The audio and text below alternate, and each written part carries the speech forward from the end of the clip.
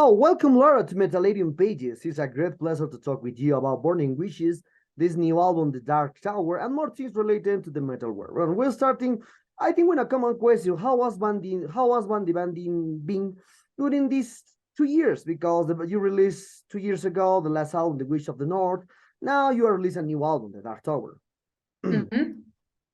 These years until the new album. Yes. Yeah, it was good. I mean, finally we could do lots of gigs again, right? So we definitely did a lot of gigs.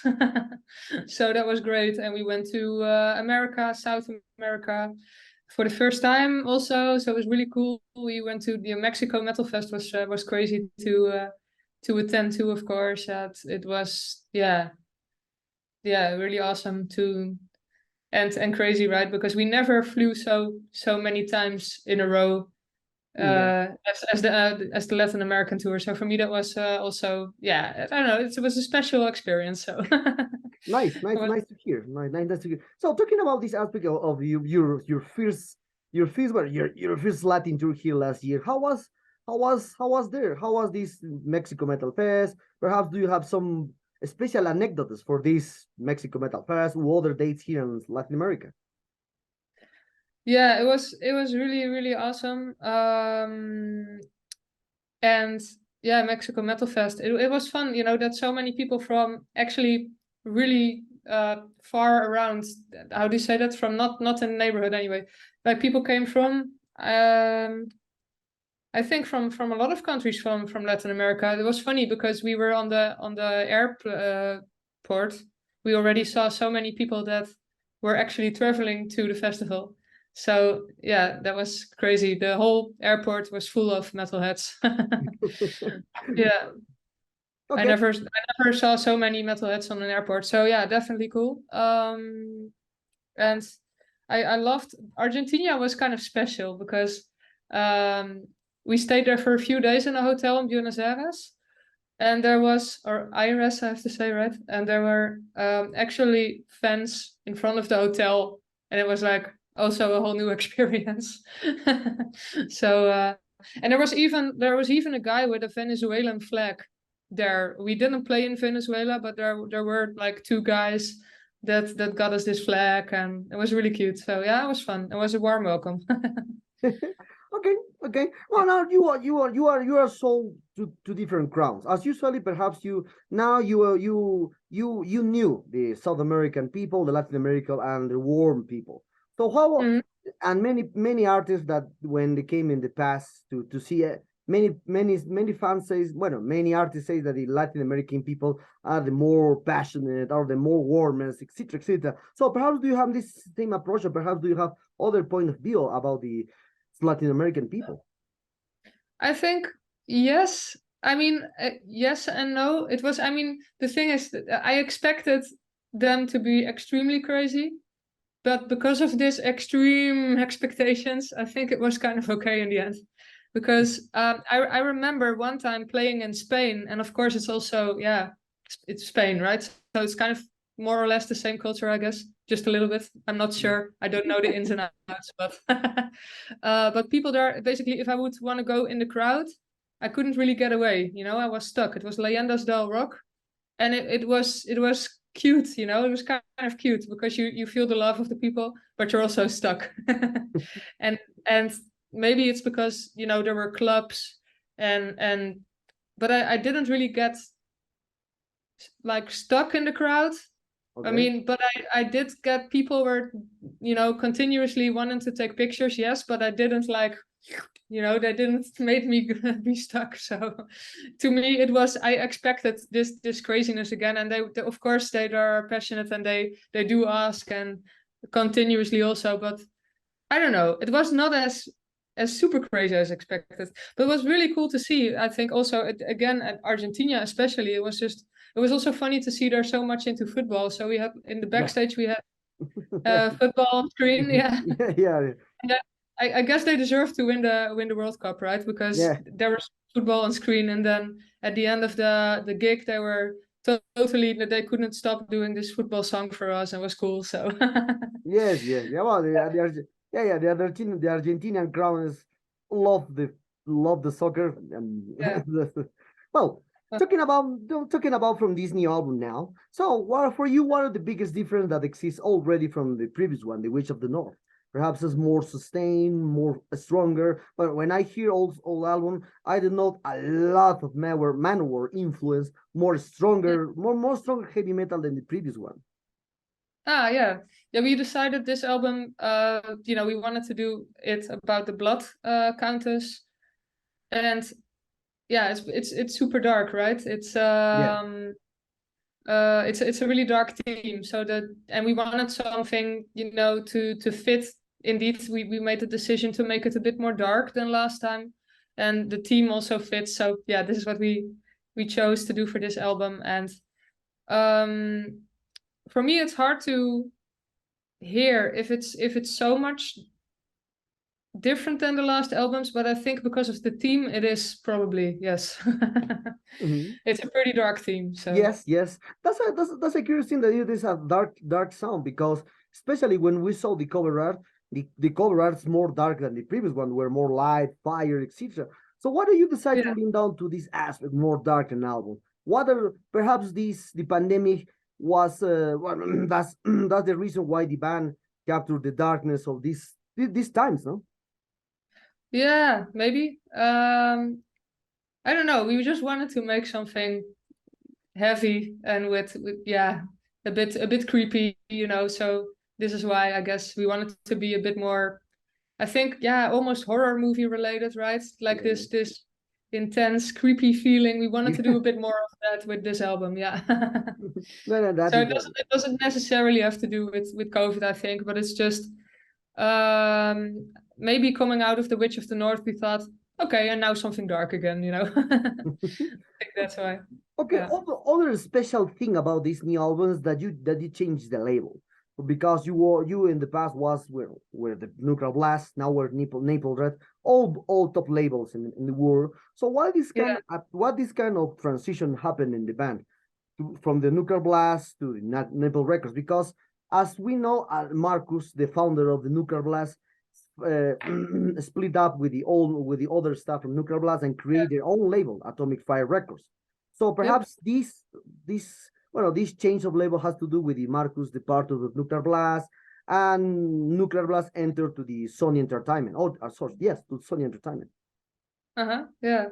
Yeah, it was a bit of a weird thing, and lucky that our contract was ending, because we are an old school, we are not this old, of course, but we're doing the old school metal thing, and it's just so important to have the physical product, and they really wanted to focus more on digital stuff, and they didn't have that much place anymore to keep physical products, but that's part of the culture, right? So you want that. So this is why we chose to indeed go somewhere else. We had several talks with labels, and Napalm just was the best choice for us at that moment. So they do have this option for a lot of physical products, and now we also work together with Atomic Fire Records for some extra physical products. So so now we're good. Okay. Well, you talk about the digital era. No, we are living a digital era. So in this aspect, the people love to do the playlist with title, especially 30, 25 years, 15 years. They love to do the playlist. They don't listen anymore full album. But for this aspect, so which album or which song, which songs for you capture whole essence from the Dark Tower for you? Which songs for you which songs of this new album, this new generation put in their playlist? Sorry, now I don't get the question. So the new generation? The new generation put it in the playlist. Okay. We always make an album with diverse songs. It's not like you will hear the same song over and over again. So there are different songs on the album. I think we always have something that's a bit more dark and heavy. So we have a few songs. Also, The Dark Tower, I think, is one of the more heavy and darker songs. But we also have a few more energetic ones. I think, for example, Unleash the Beast maybe is dark and energetic, but especially I get like lots of energy from that song. So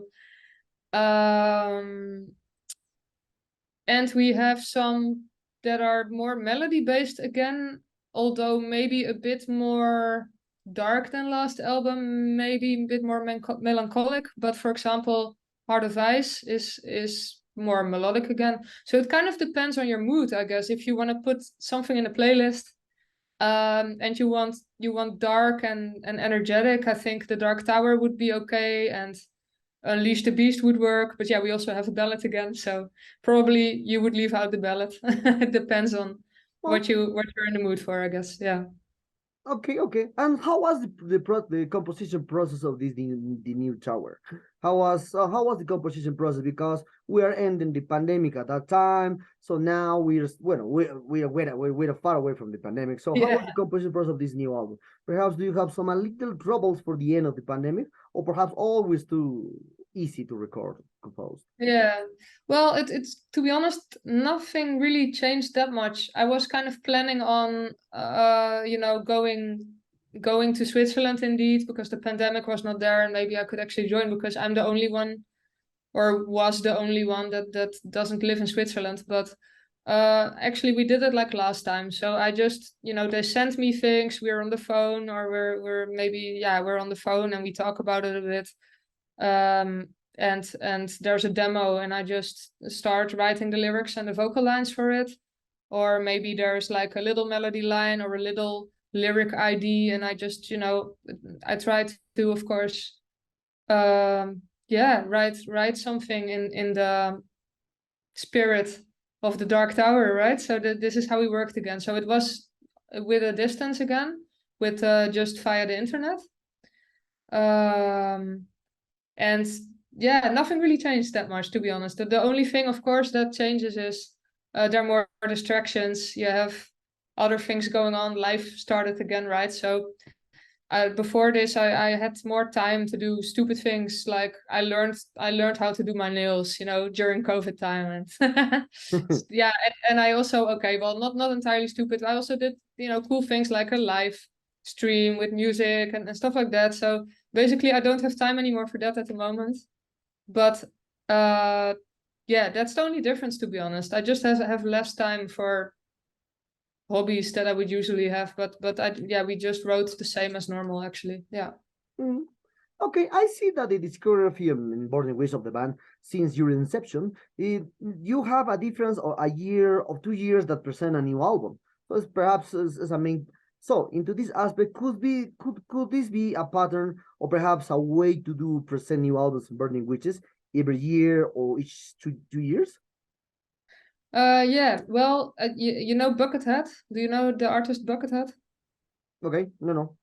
Ah, no, No, you yeah, I don't? work ahead with yeah, I know, no, but Yeah, he has more than what, a thousand albums per yeah, year. yeah. I think at some point he released an album every day for Yes. a month. Yes.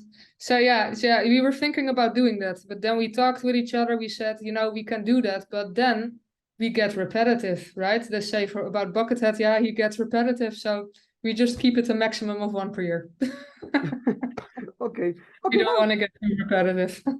okay. Now talking about Yeah. the subject of living influence and what happens internal and external for the musician. So many musicians say that they don't have a direction when writing music and carried away by the feelings that they have in the moment. That's usually when you compose the music, album, songs, etc. So for you, how do the parts of producing an album connect with the idea and sensation in it? So I mean, could we say that in music is a concept thinking? Concept thinking is when you use the mathematical aspect, 4, 3 reps, etc. And perhaps it's a concept not thinking, just wrote the song and guide by your feelings. Yeah, I mean it's a bit of both, to be honest. Because I think if you write a song, you want to make sure that it's interesting for the listener to listen to, right? And of course you're keeping in mind, oh, it should be a bit dark, oh, it should be heavy, it should be in your face or whatever. You're kind of trying to incorporate everything, right?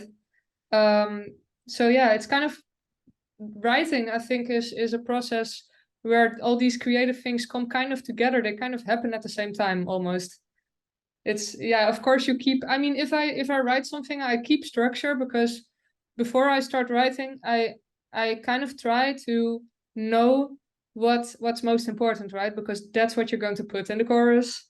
And yeah, so I mean, I don't do the musical side that much, but of course, when I write the lyrics and the vocals, then yeah, I do think about what would fit to the song and what kind of subject would fit. And I kind of try to start with that, because if you don't start with that, you have to rewrite the whole song in the end for it to make sense, right? So I do have some structure, but yeah. Okay, nice, nice. Oh, we're very close in this interview, Laura. And for this aspect, what are the future plans that the band has for this new album? Perhaps you embark perhaps on new tours in Europe. You will present more videos in the next couple of weeks, months, who knows? Or perhaps you will return to the South America or to Latin America for this year, perhaps 2024. Yeah, I would love to come back, indeed. I'm not sure when exactly it will happen, but yeah, definitely there's a chance, so let's see. Oh yeah, Okay. we do have. I'm not sure if I can announce that one. Yeah, we actually have a Latin American show already planned, but it's just one. So maybe we will plan some more shows around it. I think I'm not sure if I can announce a lot yet, but it's at the end of this year. So maybe around that time we have more shows, but I don't know. I don't know yet. So that's what we at least we have one. So that's good news.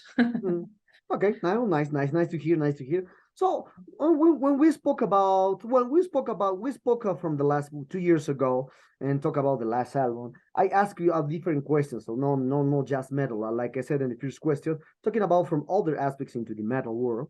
So you told me at the previous interview that we had that you don't like the woman that approached they're female metal, these etc. aspects that just focus in the female.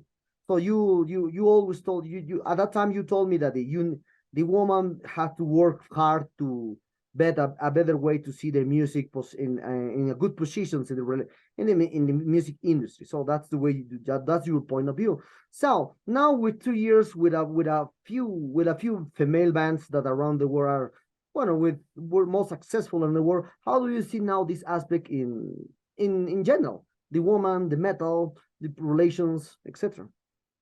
Um,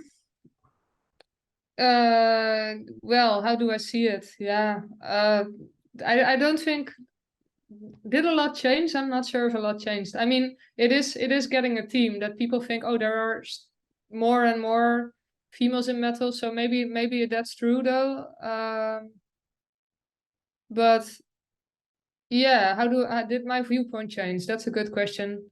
To be honest, I don't know. I don't think it changed. I didn't think about it yet, so probably the same. I hope you can do anything with this answer, but yeah. Okay, well, into the lineup of Burning Witches, all Burning Witches was formed by female, by female musicians into there. So perhaps in the future, if you have some troubles with some member in the band, you will have the opportunity to put a male bass player, drum player. So are you available to put a man musician into the music of the Burning Witches, or just create by just by woman? Yeah, I think it will stay woman because we did make the decision that this would be one of the special things of the band, right? So it would be weird to change it. So yeah, we will keep it like this. Okay. It is a choice, it is a deliberate choice. Yeah, it is Yeah. part of what we do. Yeah.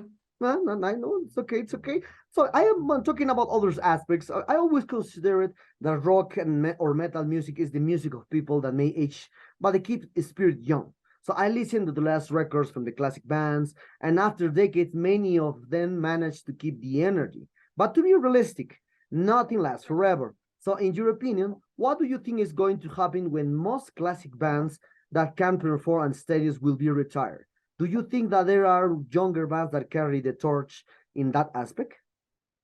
Yeah, I mean, I think so. I think it's different now because it's not it was once part of the popular music scene, right? It's in the 80s there was more hard rock on the radio than there's now on the radio. There was also some metal on the radio, and yeah, it's just less now, of course. So I think it will be just on a smaller scale, but of course it will go on. But yeah, I think it will probably get smaller, because actually I'm not sure. Okay, this is a I need like statistics for this, right? Yeah. Because there are actually literally more people on Earth than there were before. Yeah. So I don't know. I really don't know. But that's just my thoughts. It's just not in popular media that much. So what can you expect? I don't know. I'm not good at this, I didn't study for this. So of course there will people carrying it on. I mean, there are always people that will like it. But I wouldn't be able to say on which scale, no. Okay, into the aspect that when I spoke with a lot of old musicians like Aesop, like Wolfram Aesop, I spoke with a lot of old musicians from the 80s when the heavy metal and the 70s and 80s when the heavy metal was an explosion around the world. So they told me that the new bands are more like them. They copy the music and carry away the torch with the same sound, with the same aspect. Do you think the sound of Burning Witches for the future create a new standard or a new way to hear heavy metal? I think it's just a process, that it's the same. I just did another interview, like basically if you're writing it, you have your inspirations, right? And when you write it, it's not like you really try to make a new thing that much, because we actually also really decided to want to do old school stuff, but without knowing, you have probably more influences already than someone that actually wrote during that time, because we heard all these metal that exist, right? So even if we're not really trying, we're probably putting more influences in there in the first place. So of course it's a bit different. I mean, it's just a natural process, I think. So it is a bit different. It's not entirely the same. And that just happens, I think. Okay. Well, in 2 years, in 2 years, in 2 years the band will be celebrating their first 10th anniversary, because you create the band in 2015. In 2025 will be the first 10 years of the band. So perhaps for these first 2 years, will we prepare perhaps a new album, a DVD with this aspect, a DVD action, or perhaps you will film from these first 10 years of Burning Witches. That sounds good. Yeah, let's do it. Good idea. Okay. Yeah, okay. We'll send you a copy if we do it. Okay. Well, Laura, the sad times arrive at this interview. I hope you enjoyed this one like me doing this. Was you a terrific guy? I saw you at Mexico Metal Fest last year. It was amazing. It was amazing performance there. So perhaps do you want to add something to your Latin American fans and Metalerium followers? Yeah, we will be back in at the end of this year. So we will definitely hope to see you again. It was fun. And keep an eye out on when we come over. And we do have a release show in Switzerland for the people that are around or can make it. Yeah, it's not in the neighborhood, of course. So let's hope. Maybe let's hope we also can go to Latin America earlier in the year. But at least we have one already, so that's good news. So.